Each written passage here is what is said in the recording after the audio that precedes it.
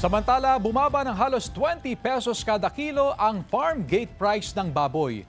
Alamin natin ang latest sa presyuhan ng karne ng baboy sa live report ni Jasmine Gabriel Galban. Jasmine?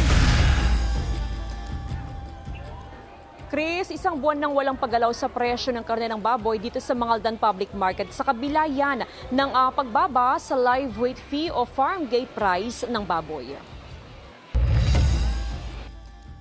Mula sa 220 pesos na farm gate price o live weight fee ng baboy, bumagsak ito ngayon sa 195 pesos kada kilo.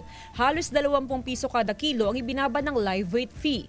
Sa kabila nito, hindi pa rin daw magbababa ng presyo sa karne ng baboy ang mga tindera sa Mangaldan Public Market. Nasa 340 hanggang 360 pesos pa rin ang bentahan ng karne ng baboy sa bayan. Sa monitoring ng Samahang Industriya at Agrikultura o SINAG, unti-unti nang dumadami ang supply ng karne ng baboy sa bansa. Marami na nanggagaling sa Bicol, Batangas, Zambales at Mindoro. Dapat yung karne ng baboy bumaba rin pero doon sa retail pero hindi natin nakita significant yung pagbaba ng presyo. Pag oras na tumaas ang baboy, napakahirap magtaas ng presyo. Kaya hindi sila nagbababa.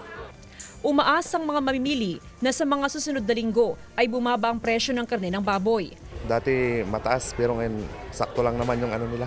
Sa December sana ganito pa rin yung price nila. Ngayong buwan ng Nobyembre, hindi pa masyadong mataas ang demand sa karne ng baboy. Pero asahan daw na pagsapit ng Desyembre ay tataas na ang demand nito. Chris, tuloy-tuloy ginagawang monitoring ng Agriculture Office katuwang ang NMIS para matiyak na safer consumption ang ibinibentang mga karne ng baboy sa mga pamilihan sa probinsya ng Pangasinan. Samantala, dito sa Mangaldan Public Market ay may nakapaskil na price monitoring na magsisilbing guide ng mga consumer sa kasalukuyang presyuhan ng karne ng baboy sa pamilihan.